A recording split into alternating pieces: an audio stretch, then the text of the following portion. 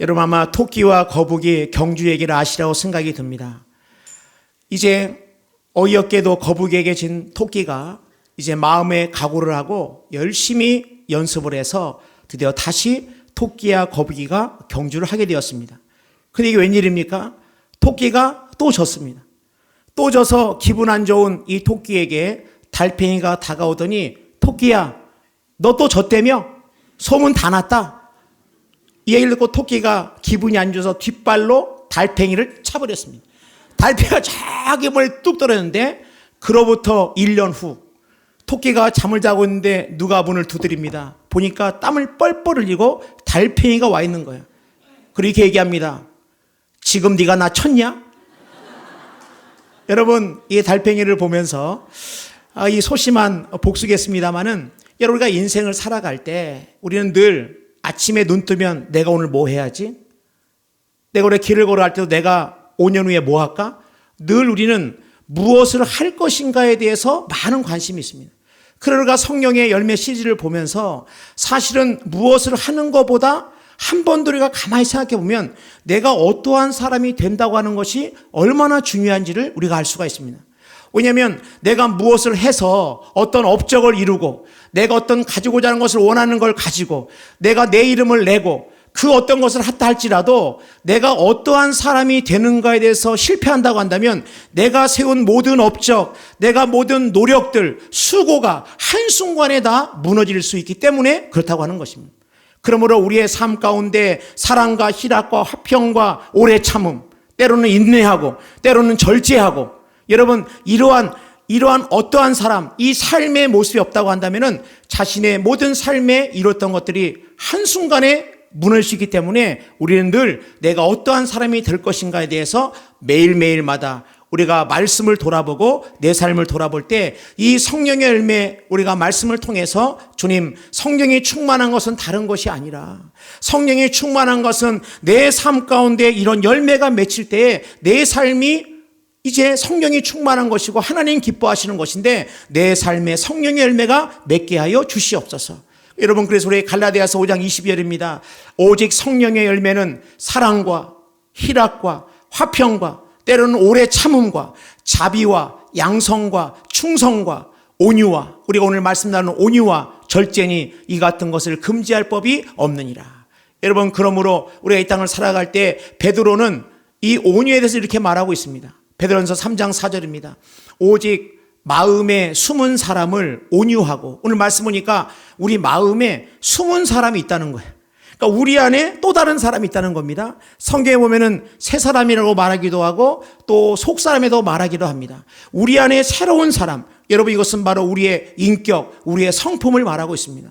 오직 마음에 숨은 사람을 온유하고 안정한 심령에 썩지 아니할 것으로 하라. 이는 하나님 앞에 값진 것이니라. 그러므로 여러분 우리의 삶 가운데 이 온유의 열매 이 말씀을 통해 가지고 우리가 이 말씀을 통해서 우리의 삶에 온유 열매가 맺히기를 축복합니다. 여러분 첫 번째로 이 온유는 자신의 힘과 권리를 하나님의 뜻에 따라 절제하는 성령의 열매라고 하는 것입니다. 오늘 말씀 보니까 마태복음 11장 29절입니다.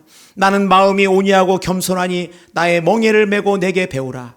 그리하면 너희 마음이 쉼을 얻으리니. 예수님이 뭐라고 하십니까? 나는 마음이 온유하다. 나는 마음이 온유하다. 여러분 여기서 온유라고 하는 것을 한자 그대로 하면 온이 뭡니까? 따뜻할 온, 유가 부드러울 유입니다. 그러니까 따뜻하고 부드러운 성품이 뭐냐? 바로 이 온유의 성품이라고 하는 것입니다. 여러분 그럴 때 우리가 이 온유에 대해서 이렇게 말씀을 나눌 때 목사님 이 세상 살아갈 때 어떻게 부드럽고 따뜻해가지고 세상을 살아갑니까? 아니 이 세상을 살아갈 때 어떻게 부드럽고 따뜻해만 가지고서 세상을 살아갑니까? 그래서 우리가 마치 온유하다 그러면은 그냥 물러 터졌다든지 아니면은 그냥 아무런 생각도 없이 그냥 좋은 게 좋은 것처럼 생각되는지 뭔가 사람이 결단력도 없고 추진력도 없는 것처럼 그냥 우리가 온유라고 한다면은 그냥 마냥 부드럽고 따뜻하다고 생각했다고 한다면 여러분 성경에서 말하는 온유는 우리가 생각하는 그런 온유보다 훨씬 더 깊은 차원의 훨씬 더 귀한 이 덕이 바로 뭐냐? 바로 이 온유라고 하는 것입니다. 그래서 이 성경의 온유를 보면은 히브리어로 프라우스라고 하면 안 돼. 프라우스. 이 프라우스가 뭐냐? 여러분, 우리 말이 처음부터 사람들이 경주하도록 된 것이 아니라 보통의 이 말은 처음에는 야생마입니다. 야생마. 여러분 야생마 아시죠? 그래서 이 야생마는 길들이지 않은 야생마입니다. 이 야생마는 뭐냐? 이 야생마 뒤에 함부로 서 있으면 안 됩니다. 왜냐? 야생마가 기분 안 좋으면 뒷발로 팍 찹니다. 뒷발로 팍 차고 기분 안 좋으면 뭡니까? 막 사람 들이받고. 그 때문에 이 말이 야생마가 길들여지지 않을 때 그냥 그렇게 험악하게 자기 성질대로 막 뒷발 차고 막 들이받고 여러분 이런 야생마가 잘 길들여졌을 때 프라우드하다. 프라우스하다. 다시 말해서 온유하다. 그 말이 온유해졌다라고 할 때 그렇게 거친 야생마가 온순하게 길들여지고 통제 가운데 있을 때 이것을 온유하다 이렇게 표현했다고 하는 것입니다. 그러니까 여러분이 온유라고 하는 말이 힘이 없거나 아니면 어떤 능력이 없는 것이 아니고 이 온유는 뭐냐? 이 온유는 얼마든지 힘이 있어요. 얼마든지 뒷발질 얼마든지 뒷발질 할 수 있고 얼마든지 들이받을 수 있지만은 잘 절제된 잘 통제된 그것이 바로 뭐냐? 온유라고 하는 것입니다. 그 때문에 우리가 생각할 때 여러분 이 온유는 약한 것이 아닙니다. 우리는 강한 것이 힘 있다고 생각해요. 야, 힘 있고 강해야지라고 생각할지 몰라도 사실은 가만히 보면 강한 것을 이기는 것은 뭐냐? 부드러운 것, 따뜻한 것이 강한 것을 이긴다고 하는 것입니다. 여러분 우리의 입에 보면은 딱딱한 치아가 있고 혀가 있습니다. 그렇습니다. 우리가 딱딱한 치아 중요하죠. 그리고 치아는 힘이 있어가지고 딱딱한 것도 잘 먹고 혀는 부들부들합니다. 근데 가만 보면은 우리의 충치가 생긴다든지 부러지든지 하는 건 뭐냐? 치아가 부러지지 혀가 부러지지 않습니다. 그 때문에 치과는 있지만 혀과는 없어요. 나이가 들면 치아는 빠지지만 혀는 온전합니다. 우리가 언뜻 생각하면은 힘센 게 강한 것처럼 생각할지 몰라도 때로는 부드럽고 온유한 것이 훨씬 더 강하다고 하는 것입니다. 개하고 이리는 같은 종류예요. 그러나 여러분 개는 우리 주변에서 너무나 자주 보는 아주 뭡니까? 우리와 함께하는 동물이 개라고 한다면 이리는 성질이 포악하기 때문에 그 이리는 지금 어디서 가야만 볼 수 있느냐? 동물원에 가야만 겨우 볼 수 있는 게 바로 뭐냐? 이리입니다. 그렇지만 개는 이미 온순한 개, 이 주인과 함께하는 개는 늘 한 식구처럼 함께합니다. 사실은 제가 군에 있을 때 저는 보신탕을 먹었습니다. 이제는 밝힐 수 있다. 그래가지고 없어서 못 먹었고 특히 제가 백령도에 살 때 백령도는 무조건 뭐 잔치한다 그러면 보신탕입니다. 근데 제가 이제 전역을 하고 부임해가지고 신방을 돌다 보니까 세상에 제가 알던 개가 그 개가 아닙니다. 얼마나 아니 집안에 가면 개가 식구가 된 거예요. 식구가. 그때 제가 결심했어. 내가 우리 성도들에 대한 예의는 식구처럼 여기는 개를 먹지 않는 게 내가 성도에 대한 예의겠다. 그리고 제가 신방 마친 다음에 이 자리에서 공식적으로 선포했습니다. 저는 여러분 이제 개 먹지 않습니다. 저 보신탕 먹지 않습니다. 그래서 제가 그렇게 말씀드리고 내려갔더니 어느 권사님이 그래요. 목사님 내가 해준 보신탕 그거 한번 드시고 얘기하시지. 또 우리 목사님들끼리 모이면은 이제 먹는 날이 얼마 안 남았다고 그렇게 보신탕 먹으러 가끔 가세요. 근데 저는 삼계탕 먹습니다. 저는 보신탕 안 먹습니다. 황 목사도 한 그릇 안 먹습니다. 저는 이제 그날 이후로 저는 보신탕 먹지 않습니다. 왜냐? 그래서 그런지 몰라도 여러분 개가 반려견 아닙니까? 일이하고 달라요. 네. 함께 할 때 마치 가족과 같은 것이고 그래서 제 신문 보니까 어느 중국의 할머니는 유산을 갖다가 꼴보기 싫은 자식에게 준 게 아니라 개에게 37억을 물렸다 그래요. 그래서 그 말이 나온다고 합니다. 개팔자가 상팔자다. 그래서 그런지 몰라도 여러분 포악한 일이 훈련되지 않은 일이는 우리가 어디 있는지 몰라요. 힘이 있었던 맘모스 큰 공룡은 지금 어디 있는지 모릅니다. 중요한 것은 뭡니까? 우리가 생각할 때 강한 게 살아남는 것 같지만 부드러운 것이 훨씬 더 강하다고 하는 것입니다. 제가 군에 있을 때 태풍을 만났는데 이 태풍이 보니까는 저는 이 나무는 아무리 바람 불어도 안 쓰러질 거야. 튼튼하게 생긴 나무인데 그 나무는 다 태풍에 꺾였습니다. 근데 하늘하늘 흔들흔들하는 그 나무는 보니까는 태풍이 있는데도 마치 갈대처럼 그냥 그 태풍 바람만 사면서 멀쩡한 걸 봤습니다. 그렇구나. 이렇게 크다고 중요한 것이 아니고 때로는 부드러움이 훨씬 더 강할 수가 있구나. 로마의 콜로세움에 가면은 이 원형 경기장이 있는데 우리가 알다시피 로마 시대의 기독교인들이 많은 핍박을 받았고 순교했습니다. 그 당시에 로마는 영원할 줄 알았고 로마의 황제는 여전히 권력이 있었고 예수의 십자가는 너무나 보잘것없고 약한 것처럼 보였습니다. 그러나 지금 콜로세움에 가면은 그 콜로세움의 한복판에 십자가가 세워져 있습니다. 로마의 황제는 어디 갔는지 찾아볼 수도 없습니다. 여러분, 십자가가 약한 것 같아도 십자가가 강한 것이고 로마의 황제는 살아있을지라도 예수의 복음, 예수는 지금도 살아계시고 역사하시고 우리와 함께 하신다고 하는 것입니다. 그럼 여러분, 부드러운 것은 약한 것이 아닙니다. 따뜻하고 부드러운 것은 그것은 약하고 또 그 다음에 뭡니까? 아무런 일도 못하는 그것이 아니라 진정한 강한 힘은 어디 있느냐? 바로 이 온유함에 있다고 하는 것입니다. 여러분, 두 번째로 보면은 이 온유는 성령께서 우리의 본성을 변화시켜서 다스림으로 나타나는 성령의 열매라고 하는 것입니다. 그래서 마태복음 11장 29절입니다. 나는 마음이 온유하고 겸손하니 나의 멍에를 메고 내게 배우라. 그리하면 너희 마음이 뭘 얻는다고요? 쉼을 얻으리니. 그러니까는 온유한 자에게 뭐가 있느냐? 마음의 쉼을 얻는다고 하는 것입니다. 여러분 생각해 보세요. 아까 말씀했듯이 야생마, 길들이지 않은 야생마 같은 그 모습이 온유하지 못한 마음입니다. 온유하지 못한 모습이 야생마 같은 마음이에요. 그렇게 길길이 날뛰고 자기 하고 싶은 대로하고 뒷발질 할 때 하고 싶은 때 마음대로 하고 그 다음에 들이받고 여러분 그 마음에 무슨 평안함이 있겠습니까? 어떤 분은 그래요. 자신이 하고 싶은 얘기 팍 한 다음에 뭐라고 하냐면 나는 뒤끝이 없다.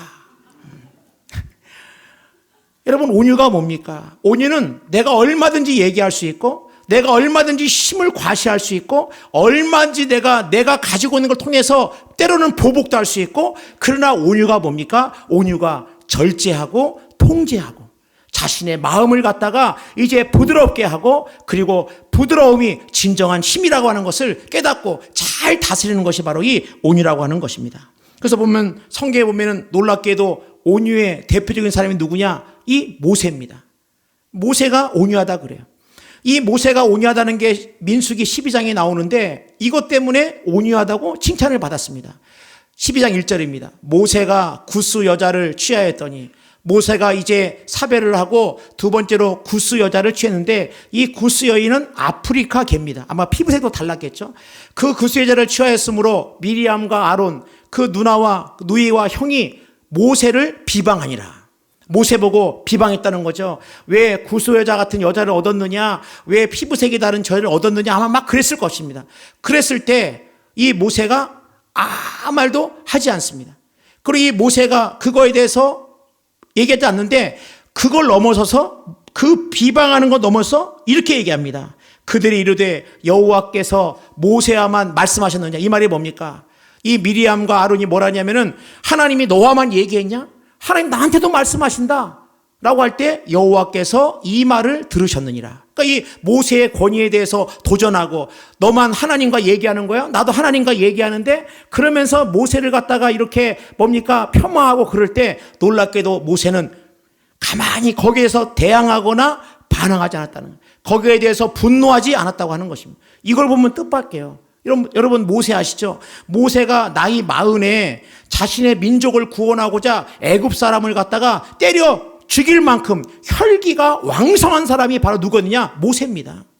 모세는 얼마나 혈기가 왕성했냐면은 자기 민족이 이제 히브리인이 고통을 당할 때 그가 애굽 사람을 때려서 그렇게 할 만큼 그렇게 혈기가 있던 이 모세가 그것을 위해서 40년 동안 광야의 시간을 보냅니다. 이 40년은 광야에게는 온유의 학교였습니다. 40년 동안 모세는 깨달은 거예요. 아, 내 힘만 갖고 되는 거 아니구나. 내가 내 승질만 갖고 되는 게 아니구나. 하나님의 때가 있고 하나님의 방법이 있구나. 이 모든 것을 배웠던 이 모세는 이제 온유함의 모세로 나아가게 되었다고 하는 것입니다. 그랬을 때 하나님께서 이 미리암과 아론이 나병, 문둥병에 들게 하십니다. 그럼에도 불구하고 모세는 하나님 앞에 이들의 하나님 치유하시기를 기도했고 하나님께서 깨끗하게 하십니다. 여러분, 우리가 이 땅을 살아갈 때 온유가 뭐냐? 온유는 내 야생마와 같은 내 심령, 그리고 내가 얼마든지 내 힘과 또 그러면 내가 할 수 있는 것이 있지만은 내 마음과 부드러움과 온유함을 통해 가지고 이 모든 것들을 하나님의 그런 뜻과 하나님의 방법을 기다리면서 기대하고 기다리는 것이 바로 이 온유한 사람의 모습이라고 하는 것입니다. 여러분, 그래서 보면은 이 온유한 사람은 다른 것이 아니고 따뜻하고 부드러운 사람입니다. 우리가 생각할 때 여러분, 이렇게 어느 교회를 가거나 어느 개인을 우리가 만날 때 따뜻하고 부드러운 사람은 어떠냐? 그 사람과 함께하고 싶어요. 그 사람과 함께 싶어요. 그러나 거칠고 자기 주장하고 자기 고집과 자기만이 옳다고 그렇게 소리를 지른다고 한다면 여러분, 아마 우리 모두가 다 그런 사람들에 대해서 뭔가 마음의 거리를 두게 될 것입니다. 근데 저는 교회도 이러한 따뜻함과 부드러움 있는 교회가 있다고 생각합니다. 우리 성인교회가 그런 교회인 줄로 믿습니다. 저한테 어느 분들이 그래요. 목사님, 새 가족이 그래요. 우리 성인교회는 굉장히 밝고 따뜻하고 그 다음에 부드럽고 텃새가 없고, 제가 이 텃새라는 말 오랜만에 들었는데 새 중에 별로 안 좋은 새가 텃새구나 생각했습니다. 새 중에 특별한 새는 특새고 은혜로운 새는 특새고 텃새가 없고 우리 성인교회는 다 부드럽고 온유하고 너무 따뜻하고, 이런 얘기를 들을 때마다 너무 제 마음 가운데 감사한 마음이 있고, 여러분, 우리 인생 가운데 온유한 사람, 이거는 성령으로 말미암아 내 마음을 잘 다스리는 사람이 바로 이 온유한 사람이라고 하는 것입니다. 그래서 예수님께서는 마태복음 12장 20절에 보면 예수님이 어떤 분이시냐 보면은 상한 갈대를 꺾지 아니하며 꺼져가는 심지를 끄지 아니하기를 심판하여 이를 때까지 하리니. 그러니까 예수님은 상한 갈대도 꺾지 않고 꺼져가는 심지도 끄지 않으시는, 기다리시고 하는 온유하신 분이라고 하는 것입니다. 근데 여러분, 이렇게 얘기를 할 때 여러분 가운데 아닌데 목사님, 예수님도 화내신 적이 있는데, 아마 여러분들 아마 기억나실 것입니다. 예수님은 다른 사람이 예수님을 모욕하고 다른 사람이 예수님을 오해하고 나사렛에서 무슨 선한 게 나올 수 있겠느냐 하면서 조롱하고 그럴 때도 예수님은 화를 내지 않으셨습니다. 근데 예수님이 언제 화내셨느냐? 성전에서, 하나님의 기도하는 집인 성전에서 이 성전이 장사꾼의 소굴로 변했을 때 예수님께서는 분노하시고 상을 엎으셨습니다. 그러니까 예수님이 언제 분노하시고 언제 언제 화를 내셨느냐? 예수님은 하나님의 뜻 가운데 있지 않을 때 그때 예수님은 화나셨고 자기 자신 때문에는 화내지 않으셨어요. 그러니까 예수님이 화내신다고 하는 것을 우리가 볼 때 우리가 언제 화를 내야 되느냐? 나 때문에 화가 난다고 하면 우리는 한번 생각해 봐야 한다는 거예요. 내 자존심 때문에, 또한 내 중심 때문에, 내 이기심 때문에 내가 내 마음 가운데 화가 날라고 그러고 막 그런다. 그때는 어떻게 되느냐? 여러분, 그때가 기도할 때입니다. 화가 날라 그런다. 그때 기도할 때예요. 내가 지금 분노하는 게 정말 하나님의 뜻을 위해서, 하나님의 선한 일을 위해서 내가 분노하고 있느냐? 아니면 내가 내 자존심, 내 이름, 그 다음에 내 이익, 내 이기심, 그런 것 때문에 내가 화를 내고 있는가 가만히 생각했다가 여러분, 나 때문에 그렇다고 한다면 내 마음을 부드럽게 하시고 내 마음을 온유하게 하여 주옵소서. 바로 그것이 우리 믿음의 사람의, 온유한 사람의 모습인 줄로 믿습니다. 여러분, 세 번째로 보면은 온유한 자는 땅을 차지하게 되는 축복을 누리게 된다고 하는 거예요. 온유한 자가 땅을 차지하게 된다고 하는 것입니다. 마태복음 5장 5절입니다. 온유한 자는 복이 있나니 그들이 땅을 기업으로 받을 것이며. 그러니까 이 온유한 인생을 살면은 하늘에서 하나님께도 영광을 돌릴 뿐더러 이 땅에서도 이 온유한 자로 땅을 차지하게 된다고 하는 거예요. 그래서 이 구약과 신약에 보면은 이 온유한 자가 누리는 축복을 말씀하고 있습니다. 그러니까는 이 시편 37편 11절입니다. 그러나 온유한 자들은 땅을 차지하며 풍성한 화평으로 즐거워하리로다. 그러니까 온유한 자가 땅을 차지한다. 그러니까 우리가 생각할 때 우리는 이 온유한 자보다는 이 온유함의 그 열정과 온유함보다는 힘과 강력한 것, 어떤 그 모든 것을 위해서 그런 자가 더 많은 걸 누리는 것 같지만 하나님 뭐라고 말씀하냐? 온유한 자. 자신을 다스리고 자기의 마음을 통제하고 성령의 열매로서 부드럽고 따뜻하고 하나님의 하나됨을 위해서 애쓰는 그런 인생이 바로 어떻게 되느냐? 하늘에서도 놀라운 은혜가 있지만 이 세상에서도 땅을 차지하게 된다고 말씀하고 있다고 하는 것입니다. 여러분 보세요. 땅을 차지한다? 땅을 차지할 때 어떤 인생이 되는 거예요? 소유하는 거죠. 땅은 소유. 근데 내가 예를 들어서 집을 소유했어요. 근데 이 소유는 했는데 내가 이 아파트에서 나는 왜 집이 좁은지 모르겠어. 우리 아파트는 왜 이런 거야. 늘 불평하고 늘 만족함이 없어요. 그러면 내 이름으로 소유했을지라도 이 집은 나하고 상관없다고 하는 것입니다. 상관이 없는 거예요.